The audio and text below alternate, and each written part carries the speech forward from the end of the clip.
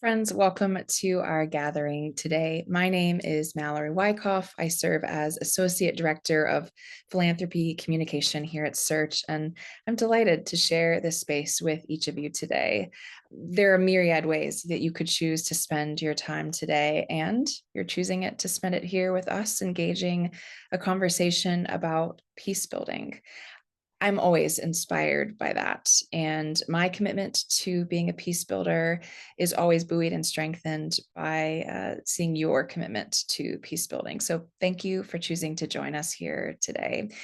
And my sincere hope is that our conversation and what it surfaces today really can be a resource to you in whatever way that you sense you're being called upon, invited to build peace in your own context, in your own community.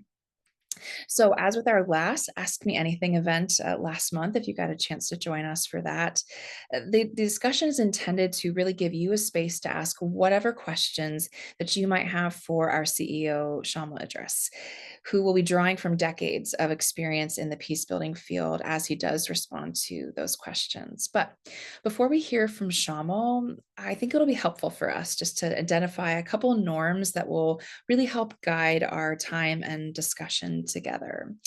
So, firstly, Search's work centers on the belief in the inherent dignity of every human being.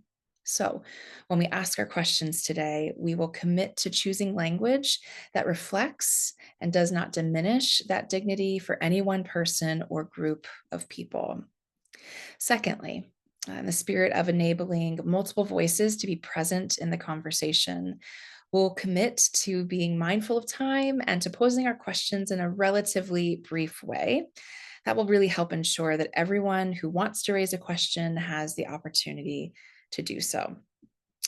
So, having named these norms that will help guide our conversation, I want to introduce our CEO, Shamil Idriss. Shamil, welcome. Thanks for your willingness once again to participate in the conversation and respond to our questions today. Thanks, Mallory, for having me, and thank you everybody for joining. Great to see you all again. So, to start, we've just had a really momentous few weeks, including the United Nations General Assembly and now the recently announced and implemented ceasefire in Gaza and more that I'm not even including. I'd really love to start at the outset here to hear what's top of mind for you right now. Yeah, I can't remember a time where so many big issues were in flux. There was this much uncertainty, this much anxiety. It's really an extraordinary period. You mentioned the UN General Assembly opening this year, as it always does in September in New York. Uh, I guess I will share two things. Um, both from my participation in some of the events during the UNGA week, the UN General Assembly week, and then also from meetings I've had since then with a number of foundation presidents, philanthropic foundation presidents, and understanding what they're thinking as well as looking what's happening with our programming. So from UN General Assembly week, it was almost a surreal experience this year. Senior people speaking in the hallways, asking, is this even going to happen next year? If it happens next year, will it happen in New York or will it be moved to Geneva? Because there was all this upset that the US government had denied visas for a number of officials, including anyone from the Palestinian Authority, but more generally was making it more difficult for even officials to attend the General Assembly of that. And other multilateral efforts, whether on climate or other issues where people were talking about, are there ways to mobilize and organize around this under the radar screen of the Americans? I mean, it was a very odd and troubling set of sort of side conversations that really reflect what's going on in the world, let alone the speeches that some of you might have seen reported on from the different heads of state, including very direct attacks on the some of the principles that the UN stands for that came from the dais itself. And in the conversations, there were no conversations in which the issue of the necessity of UN reform didn't come up. People were talking about the need to reform this institution and the broader multilateral system. There were ideas, should a more limited number of strategic sustainable development goals, the SDGs, be be focused on rather than the 17 that are out there. Maybe that's too many and it's diffused things too much. Maybe in this increasingly divided world, we should focus on a more limited number of sustainable development goals that would more effectively garner and mobilize truly international commitment and buy-in.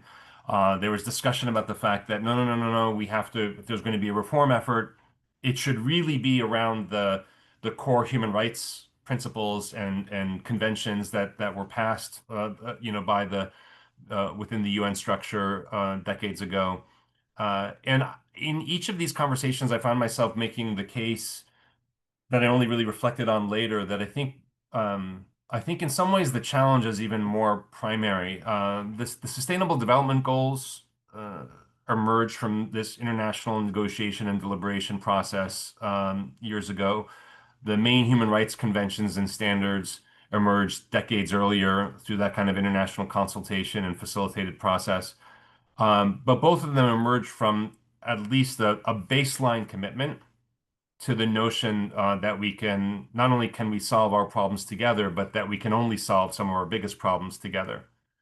And that notion is really giving way to might makes right politics, much more militarism in international affairs, and real disdain for international norms, and even from some of the biggest traditional stalwarts and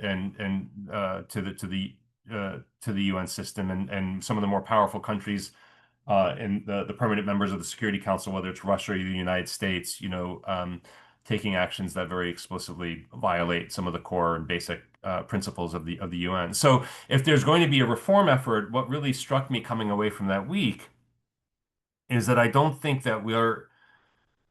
you can generate a revitalized or more robust or recommitment to this global governance if at every level of governance under it is being beset by polarization, increased conflict, this kind of might make right politics.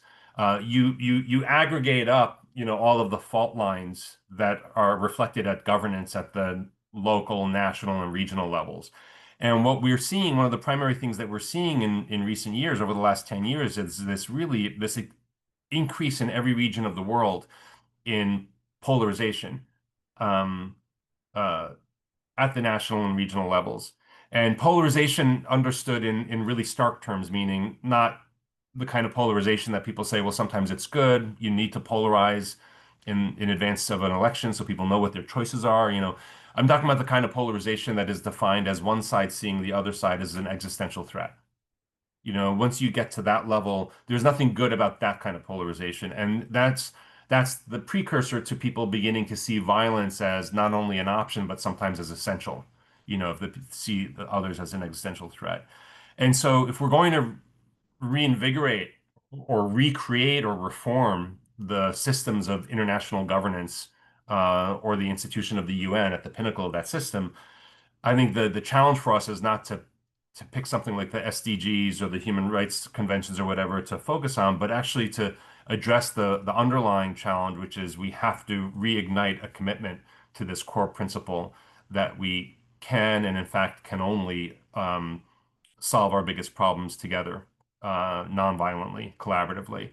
Uh, and I mean, this actually informs our strategic direction as an organization. We're launching our next 5-year strategy January 1, a 2030 strategy that is very much focused on accelerating the emergence of a different kind of leadership in the world, the kind of leadership that can lead through polarization, that understands how to make allies from adversaries, that understands how to bring their constituency along with them when they start reaching out across dividing lines and people in their own community say, you're a traitor, how to build what we call multi-partial coalitions. All of that kind of leadership we're seeing needed at every single level, from American college campuses to the PTA, the parent-teacher associations at community levels, all the way up to our national politics and certainly to regional and global politics. So that's the first insight that I want to share with you that just sort of came away from the UN General Assembly, reflecting on that is the understandable sense of urgency to revitalize and strengthen again the sort of global collaboration, um, and the commitment to the multilateral system. But I think the erosion of support for all of that is based in a much more fundamental erosion that we have to address at lower levels where people live and try to solve their problems.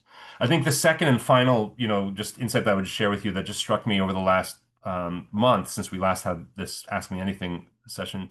There are a number of foundations, um, uh, mostly but not only in the United States. Um, the Ford Foundation, the Carnegie Corporation, MacArthur, the Skoll Foundation, the Packard Foundation, others, overseas, the Lego Foundation in Denmark, others.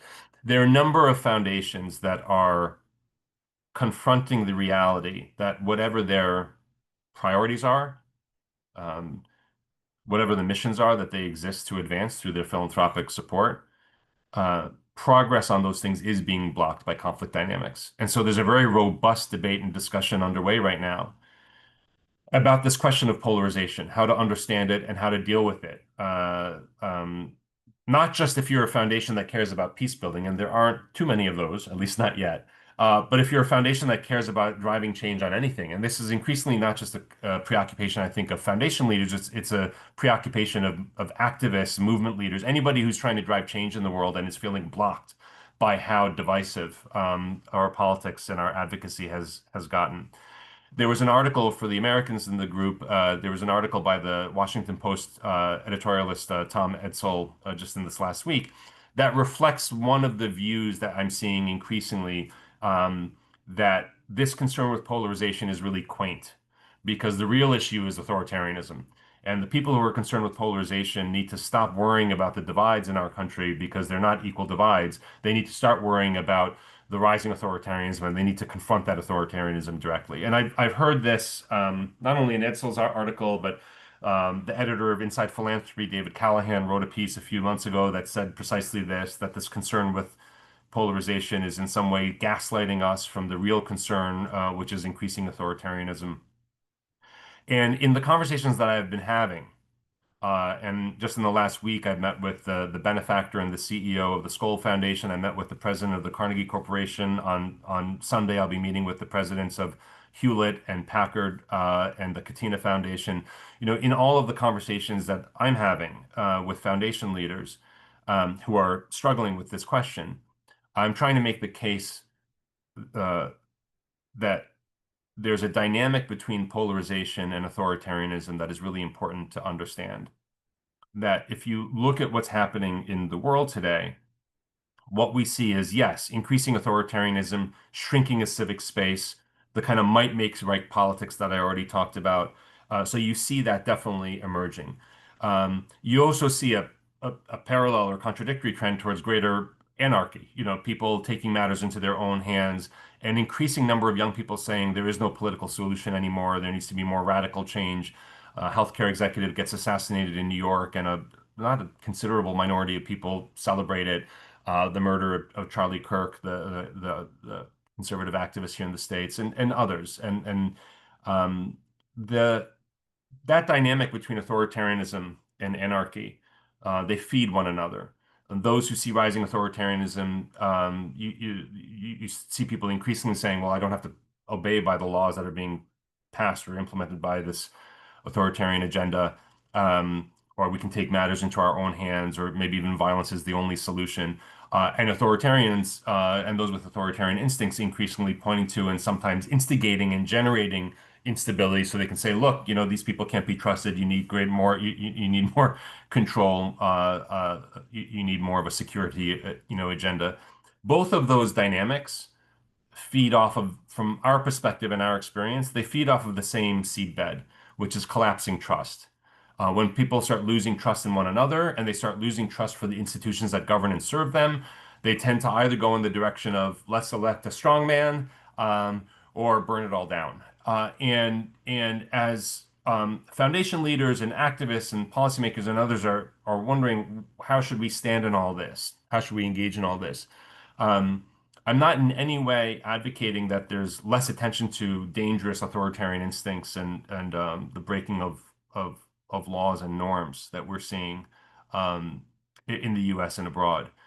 But I think that there's a very effective dynamic between the confrontation of either of those trends, and the further generation of those divisions in society. And where we're focused as an organization is really on that seedbed, on how do you actually build or rebuild trust so that people are inoculated against some of the manipulation that authoritarian leaders try to get them to support, or that those who are saying burn it all down, man the barricades kind of advocacy and activism. And so the building of that kind of trust is really central to us. And I'll share one other piece on this and just love to open it up for any conversation. I think we have, and I think I've shared in this venue before, we do have an impact framework that informs, that we use to both when we're designing programming, when our teams are designing programming on the ground, but also when we're trying to figure out, are we having any impact or not, and are things moving in the right direction? And we look at five things everywhere in the world. We call them the five vital signs of a healthy society, just like the five vital signs of a healthy human being. And those five vital signs, only one of them is about polarization. That's the vital sign on social cohesion, or its opposite, polarization. So we look everywhere at what is the state of intercommunal relationships, black, white, Muslim, Jewish, Republican, Democrat, whatever the divides are in your society. The second thing that we look at, and Mallory's put the link to the Peace Impact Framework in the chat now, the second thing that we look at is institutional legitimacy. Do people trust the institutions that govern and serve them? Do they trust the police? Do they trust the Center for Disease Control when there's a pandemic? It's not just government agencies. It could be the media. Do people trust the media? So do people trust the institutions that govern and serve them is the second thing that we look at everywhere. The third thing that we look at is levels of physical violence, because what we found everywhere around the world is that violence begets more violence. The fourth thing we look at is very subjective. It's people's sense of agency. Do people feel like they can make any difference, in their own lives and their children's futures and their community's well-being, or are they just giving up hope? Or as I was saying, like more and more young people, unfortunately, have been expressing here in the U.S., there aren't political solutions. We need more radical, thing. The fifth thing that we look at everywhere is resourcing. Where are society's resources going to? Where's the budget going to? Is it going to more prisons, more guns, more top-down controls, the kinds of investments that reflect a reaction to conflict that's already gotten out of hand? Or is it going to the kinds of things that prevent conflict from exploding in the first place? More community service, community-based problem solving, nonviolent conflict resolution mechanisms, all of these things. So I go into that framework, those five vital signs of a healthy society, not just because we look at them everywhere and we track them everywhere, and all of our work is intended to feed these vital signs in a positive direction. But the important thing with polarization, which is the first one that I mentioned to you, is that it has a special place. And so in this ongoing debate that's happening among foundation leaders and others, I've been making this case that polarization, if you think of it like the vital signs, it's most equivalent to a fever. And if you go to a doctor and you have a 104-degree fever, the first thing that the doctor is going to do is try to bring your fever down, because the fever itself can kill you. And the fever will make any other intervention, it could make any other intervention impossible, or really complicated and dangerous. But if all the doctor does is bring your fever down, you're very likely going to get sick, very, very sick anyway, because the fever is never the primary thing going on, right? It's always an indicator of other dynamics.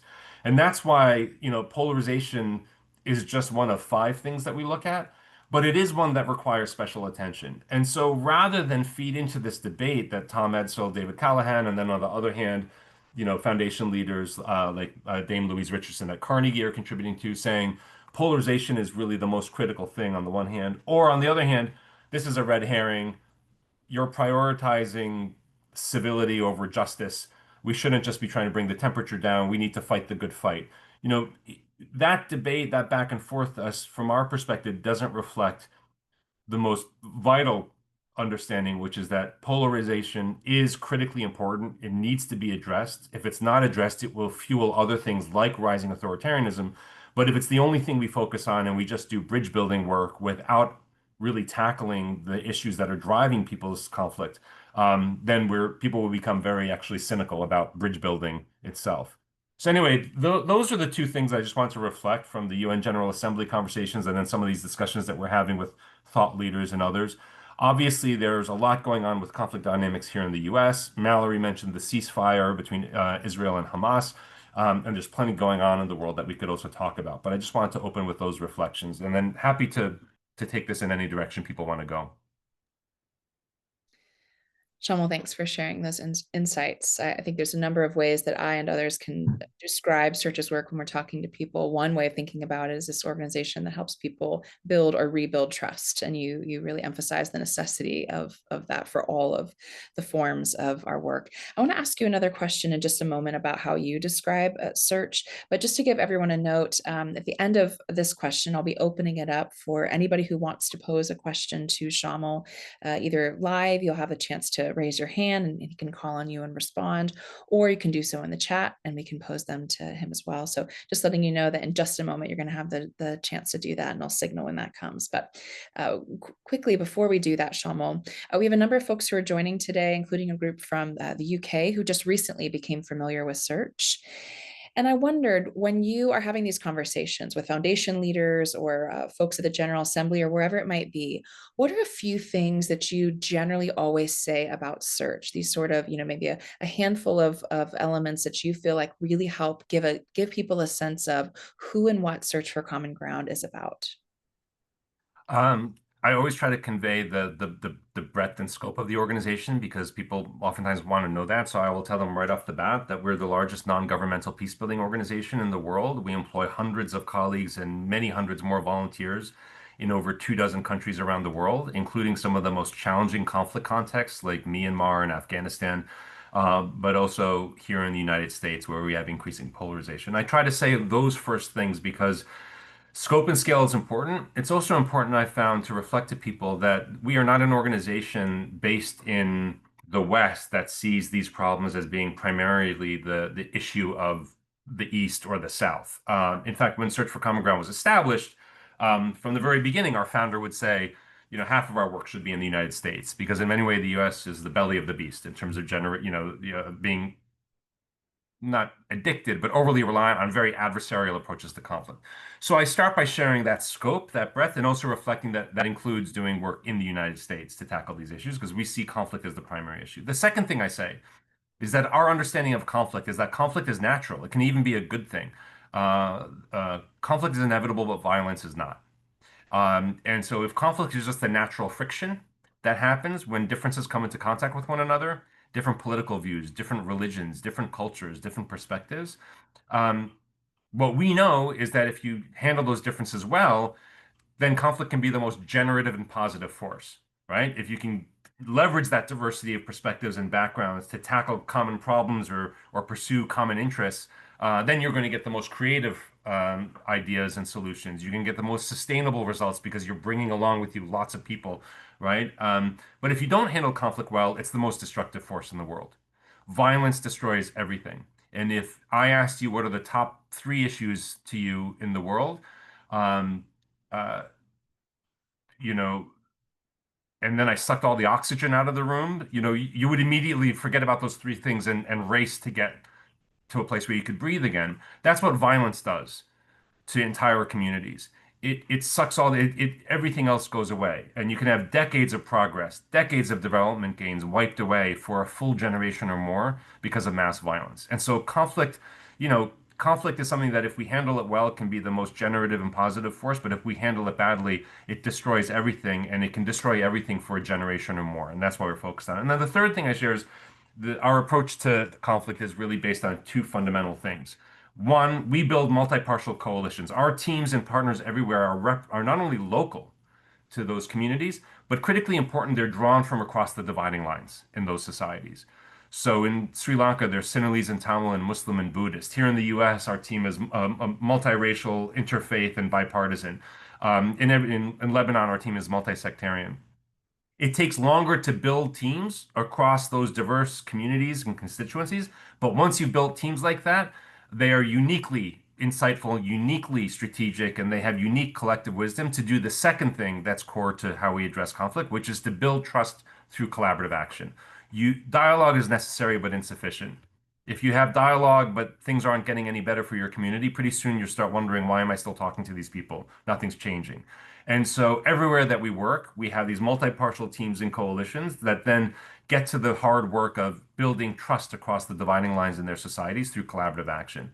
And, as a result of all of this work, we have generated real impact. Most recently, we were directly behind the scenes in helping to bring an end to a 101-year-old border dispute between Tajikistan and Kyrgyzstan. We were publicly thanked by the foreign ministers of Iran and at the time the Secretary of State of the U.S., Secretary Kerry, for the Iran nuclear accord that was generated. Um, uh, uh, and more recently even than that, in Nigeria, we and Niger, we were independent evaluations showed that the work that our teams there did directly contributed to the laying down of weapons and the demobilization and reintegration of society of hundreds of Boko Haram fighters. So I share that last piece just to reflect that what does all that multi-partiality stuff and cooperation lead to? It leads to real peace building results, large scale and sustainable peace building results. So those are some of the main things that I speak to. Fantastic. Appreciate hearing you name those elements. We've got some folks who have submitted questions ahead of time, and I've got some of those collected. But first, wanted to open it up to anybody who's joining live today. If you've got a question that you would like to pose to Shamil, please feel free to raise your hand. I'll call on you to unmute, and you can ask your question there. And while we're waiting for anybody to do that, Shalom, I've got a question that came in from Tim, who's Austrian but lives in and grew up in Oaxaca in southern Mexico, among a number of indigenous communities, who, as he describes, have experienced a number of various conflicts, often related to land access and resource management there. But he said that we're here to address a different problem, which is a lack of educational employment opportunities and many difficulties that the indigenous populations there face. He wondered if you had any suggestions on how to work on building peace among these communities, especially considering that Tim himself is an outsider, a foreigner, and that people in those communities don't easily trust unknown people or entities. Yeah, no, it's a great question. And in so many of the places where we work, there's deep partnership with indigenous communities. And in so many of those places, as Tim will know well, that degree of distrust is there, distrust for outsiders, oftentimes distrust for governing institutions from which people have felt alienated or ignored or even worse, discriminated against in many of the places where we work. Um, you know, One of the things for us as an organization, there are two things that I would share with you that inform how we engage in such issues. Um, the first is that early on in our engagement in any conflict context, we use to educate ourselves. We use what you can call an approach of appreciative inquiry. This is sort of an analytical approach that really it doesn't ignore what's going wrong in societies, but it really preferences and looks for what's going right. What are the positive notes? What are the assets in society that can be the basis for problem solving? And so what that looks like is um, in this country where perhaps you have a real corrupt government, is there one minister or government official that people feel is really trying to serve the people? Um, in this place where there are clashes between security forces and the citizens and activists, is there one police captain, maybe even a neighborhood cop, police officer uh, who's on good terms with the community. Um, in this ethnically divided community, is there anyone across ethnic divides who you trust? And so these are the kinds of questions that we ask of people. They're very basic leading questions. And again, they don't ignore what's going wrong. You can't because in so many of these contexts, what's going wrong will hit you every day and be overwhelming. But what we found is 100% of the time when you ask those kinds of leading questions, you get answers. Oftentimes, and people like talking about these things. And so in the case of indigenous communities and others, trying to understand where are those nodes that can be built upon. Where are the communities or the activists or even the government officials who might be the exception to the rule that this or that indigenous community actually is on good terms with and trusts for whatever reason. So that's the first thing that we do is we sort of ask those kind of leading, again, appreciative inquiry type questions to sort of hear from people and then try to build on what's already there. There's always something, um, present there to start from. For those of you who, well, I'll share the Kenya example in a second. So that's the first thing that we do is just in terms of the second thing is that um, we we do build these multi-partial coalitions and teams, and it can sometimes it has to be very incremental. I'll give you a concrete example. When I was in Burundi, um, we were trying to figure out um, how to address the fact that young people were being manipulated and recruited to join both sides, both the pro-government, pro-Tutsi militias, and the rebel Hutu armed groups, of which there were multiple ones at the time. And some of that recruitment was being done by very prominent people, priests at church, ministers, principal of a school. I mean, not across the board, but some of it was really quite disturbing in that way. Um, and we came across a couple of young people who had been on opposite sides because an Italian documentary maker wanted to make a film about these two men who had ended up leading rival militias, and tell the story of how they got to that place by telling the documentary maker wanted to look at going back to their grandparents, to their parents, like how did this end up, how did they end up in this place? And we were running a radio studio, so the documentary filmmaker said, "Can we use your place as one of the only places where Hutus and Tutsis are comfortable meeting together, and where you also have recording equipment that we can use to record the first meeting between these young men." So we opened that up, and there was a really incredible interview in which it came out that one of them was very well aware of the reputation of the other and had in fact tried to organize his assassination at one point years earlier. In a very disarming way, as they got up to leave, they exchanged cell phone numbers. So I remember going up to them and saying, "Hey, look, if you'd be willing to, separate from this documentary, love to hear your ideas on how we can help young people not end up where you are now," because they had lost their education. One of them had been tortured. Um, and so I started meeting with these young men and bringing in others from our team to meet with them. And eventually they came up with the idea of let's do a series of soccer tournaments that would bring young men together from across these armed groups. After we organized a couple of those tournaments during the day, we were able to extend them to weekend events that would enable people to actually room together. And we very carefully managed who would be in whose rooms. And these two young men who were the start of all this were behind the scenes, sort of managing this with us and helping us make these decisions so that we could keep people protected, but that we could slowly build the momentum. Anyway, after a couple months of this, there was a core group of these young men who had grown out, who were starting to understand this was more than soccer tournaments, that there was something bigger might be possible here. They became the core sort of multi-partial coalition that began strategizing on a much bigger strategy on how to prevent the recruitment of young people into armed groups. They did everything from produce a cartoon book that the Minister of Human Rights endorsed and went out to every school, and they would go out in pairs and talk. And the cartoon book told the actual story of how they'd been recruited by changing the names of the adults who had done it. The reason I get into that story is because this is a very typical way of starting with, even if it's just two people. And in the case of indigenous people, there may be one indigenous leader and one people from key community or from a government agency that you can start something with. Maybe it's something that seems as irrelevant as a soccer tournament, or it's collaboration on an arts exhibit, or whatever it is. To just start with something nascent like that and try to build like when you start a fire with a flint and the least little spark you then try to blow on to grow it.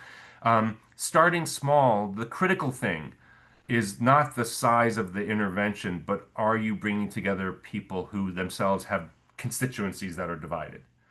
And so that's the second step after the appreciative inquiry of identifying who might be there, then figuring out how to build trust between them through collaborative action, even if the initial collaboration seems silly or irrelevant to the bigger issues that are going on. I don't think there's anyone on this call who came with us on our last two impact trips to Eastern Kenya, but in those trips, our supporters and board members are welcomed into the sacred forests along the coast where the indigenous people, the tree people, um, they're called the Kaye forests and the Kaye people. They've welcomed us in because this kind of approach has been applied by our Kenyan team. And they were really we're some of the first outsiders that this community has welcomed into the forests to meet with them because what was going on for them and what has continued to go on has been encroachment on their land from developers, as well as attacks from Christian and Muslim leaders who have branded their indigenous faith traditions as witchcraft. and there has been violence, and some of these indigenous leaders have been murdered. Over the last several years, our teams have been working with them in this way, and as a result, there's now a coalition, an interfaith coalition that includes indigenous leaders with some of these other faith traditions um, to collaborate and to work together to prevent the encroachment from developers and so forth. So that was a long answer to your question, but I think those are the kinds of approaches that we take. And I guess the last thing I would say that's inherent in what I'm sharing with you is short-term commitments won't do it. That's why we make 20-year long commitments. I mean, that work in Kenya started incrementally and is now 5 years in. The work that we did in Burundi, started with that documentary filmmaker and then became soccer tournaments. And then it was over 3 years that really built into something. And then that coalition built into something larger. So that would be my answer. Yeah, I really appreciate that answer, both for how practical it is, but also deeply hopeful at the same time to know that there is always an inroad somewhere. There is always something that is working well and that has the power to generate into something much larger. So thanks. I really appreciate that response. Chip, I see that you have your hand raised. Would love for you to unmute and ask your question to Shamil.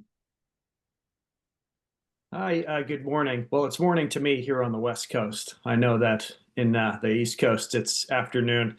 And I apologize to everyone. I am not camera ready this morning. I did not anticipate presenting to ask a question. But I just want to say, Mr. Idris, I'm a huge fan of Search for Common Ground. And I'm a big fan of you. I've seen a lot of the little clips you've posted or have been posted of you on LinkedIn and different things. And anyway, I just really encourage and support what you're doing. Um, so this is actually a follow-up from something you said, probably it was June or July at one of those meetings then. But several months ago, you had discussed the impact of funding cuts from places like USAID and other groups.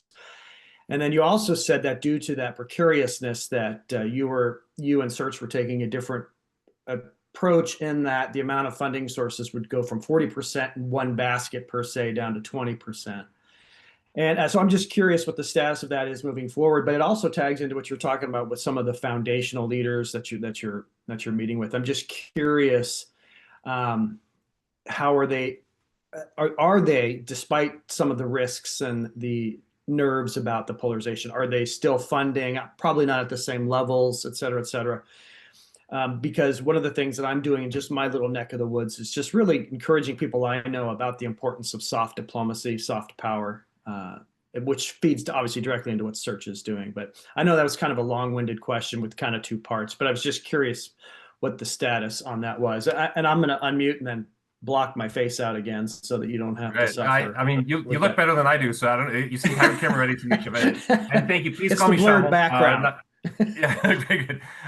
Yes. Please call me Shamil, not Mr. Idris. But it's great. Thank you for your participation, and I know you've been on a few of these, so really great to see you again. I hope to meet you in person at some point. So yeah, so it's interesting.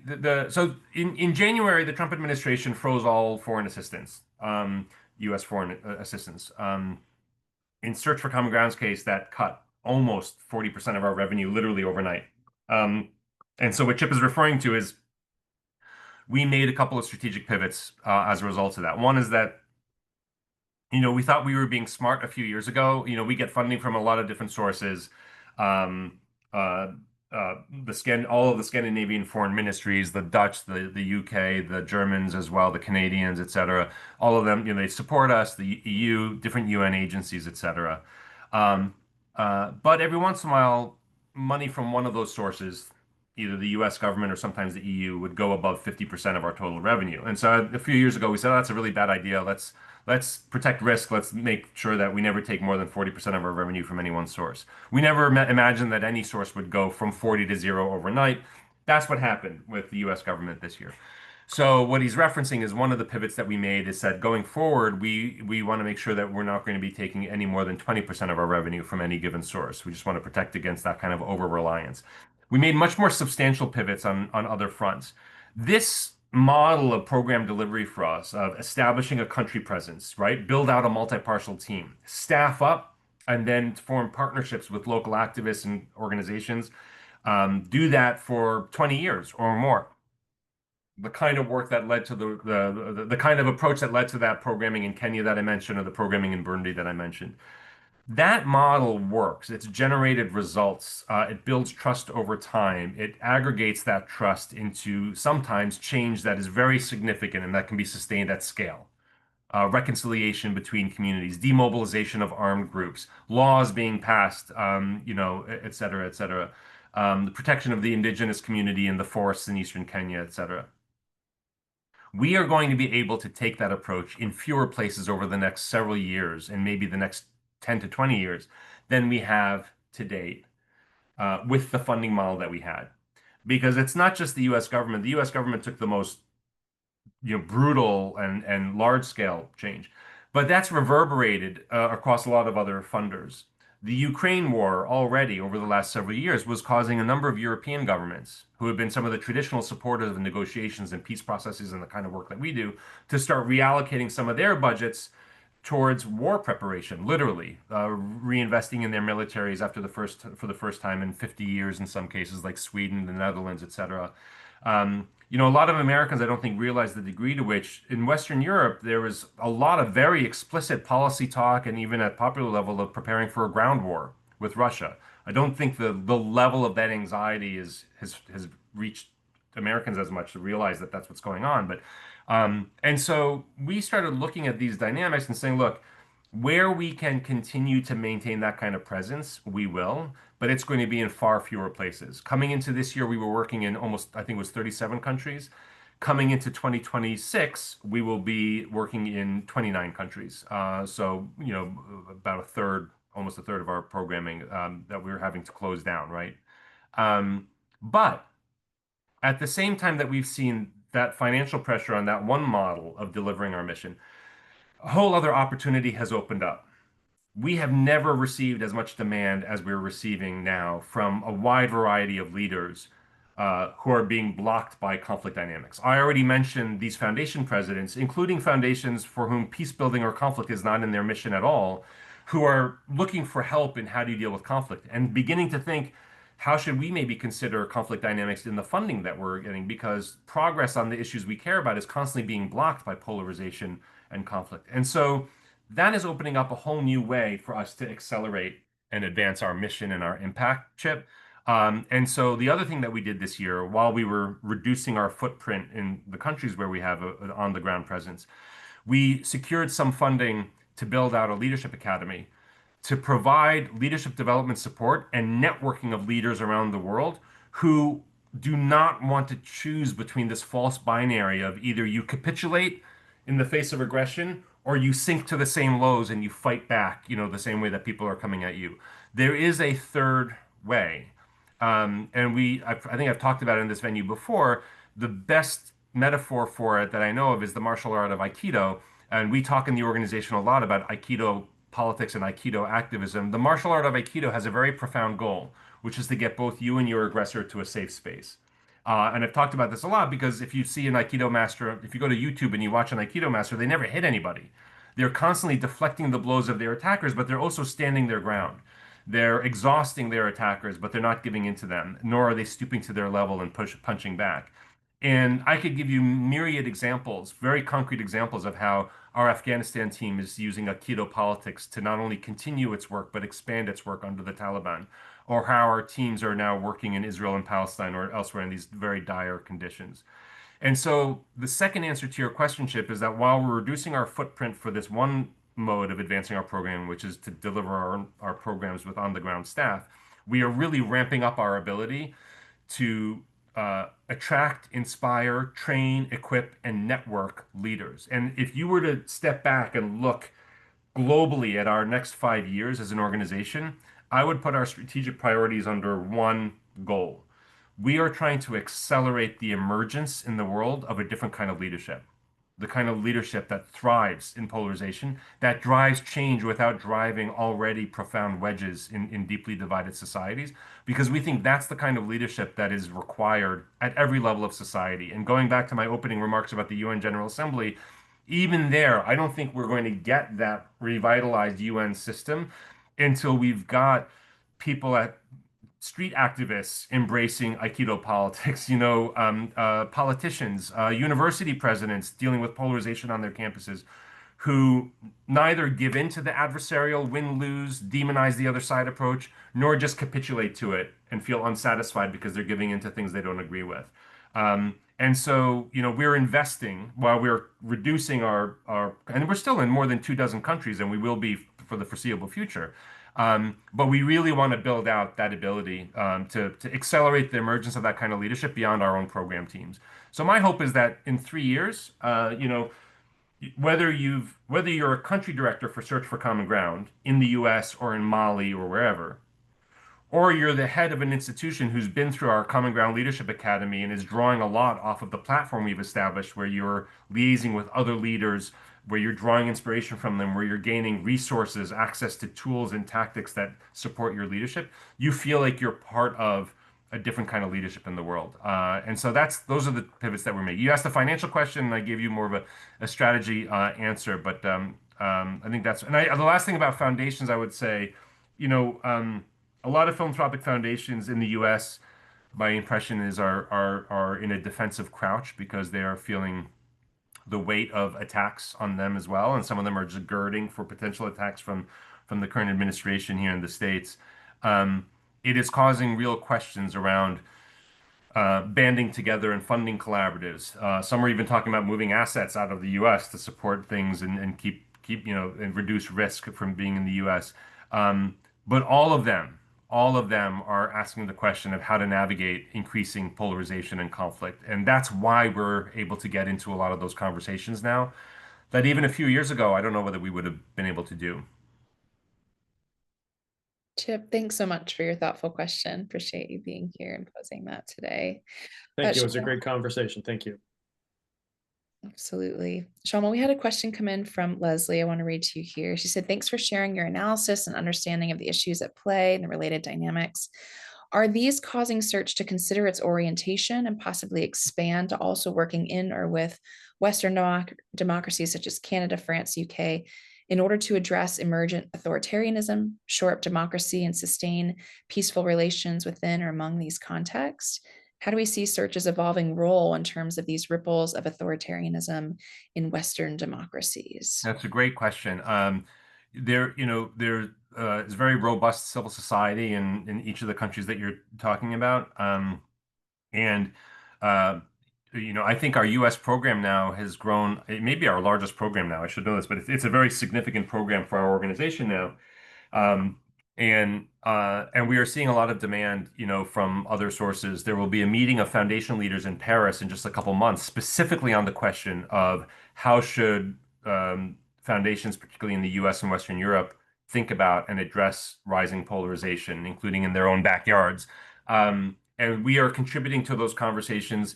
In the leadership development program that I mentioned to you, one of our first partners has been the Obama Foundation. I think I might have mentioned this in our last meeting of this group, but they contracted with us last year to train all 500 of their fellows, and those fellows come from the U.S. and Europe and 3 other regions around the world. It includes the deputy mayor of London. I mean, it's a very prominent. These are the Obama fellows are sort of young mid-career professionals, influential people, and so I think we are already contributing to change in some of these societies through this leadership development approach. Whether we will start establishing offices ourselves in these places, and kind of staffing up ourselves, I'm not sure. A lower barrier to entry, a less expensive way for us to engage, for which the door is opening now much more than ever, is the door through which activists and leaders are saying, could you help us or figure out how to deal with the dividing lines in our society, or the things that are blocking us. And we're seeing more and more of those opportunities open up. So we're already advancing in the direction that you're talking about through the training and the partnerships that we're establishing.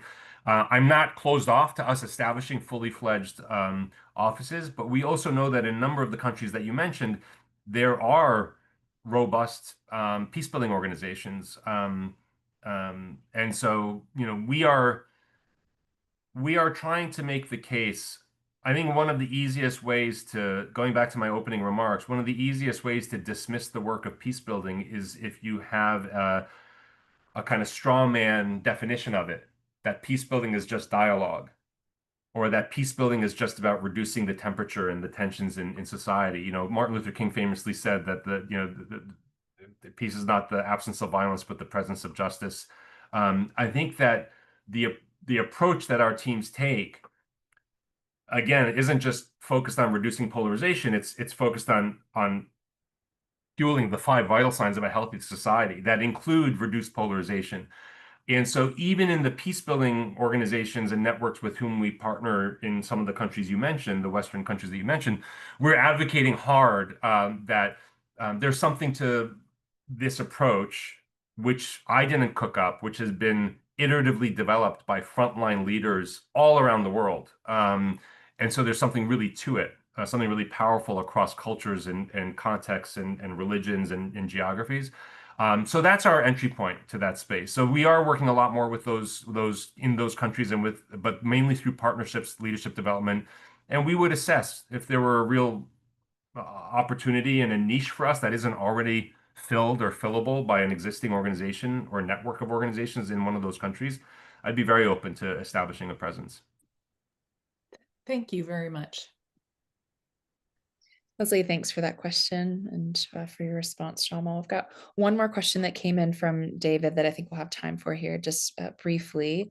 But he asked a question that I think each of us has asked at one time or another, given the state of so many things, some of the challenges that you named now and many more that we have not invoked today, Shamil. What sustains your hope and your courage to continue to face and address these challenges? I mean, it's kind of, I'm not called upon to draw. I don't have to draw on a lot of courage myself. To be very honest with you, it's not false humility. It's just where I sit. My colleagues really do. My colleagues on the ground and on the front lines of a lot of the conflicts that we're talking about really do. And I mention that because that is largely what sustains my commitment and my excitement. It is for me a tremendous privilege and an honor, and also a responsibility that I take really seriously, to try to represent these people and what they do and the impact that they have to venues like this. I don't only want to do it accurately. I'd like to convey it with the real inspiration and the hope and the joy and sometimes the awe that I feel. I mean, walking into the Kaya forest, literally, in front of, centuries old baobab trees, meeting with the indigenous community there, who named me an honorary chief, gave me a tribal name, and gave me a hat for nothing that I've ever done, but what our teams have been doing there, and so deeply appreciated by those people for years. Um, um, that really is sustaining. Like, it's just so. I think that's the first thing. I think the second thing is that I know it's a cliche, but this whole notion that the whatever, the day is darkest before the dawn. I think the worse things get, and no doubt things are getting worse in terms of rising levels of polarization, increasing violent conflict, increasing authoritarianism. Um, it generates reactions. And so at the same time as things are getting very dark, I'm seeing more shoots of light, more people, even these people coming to us to get some of this leadership development training. It's really exciting to provide training and equip leaders of some major multinational corporations. I mean, we did one for the C-suite of the largest chocolate manufacturer in Switzerland, of all things. The same week that we did one of my colleagues led a training for over 24 colonels and generals from Latin American militaries who were here at the Inter-American Defense College for training. And my colleague shared in providing this training that at one point, one of the colonels and these are hardened, military leaders, got up and said, "I cannot believe it. This training had," and we've been quoting this man now in the organization the last few weeks since he said this. He said, "This experience has opened my heart."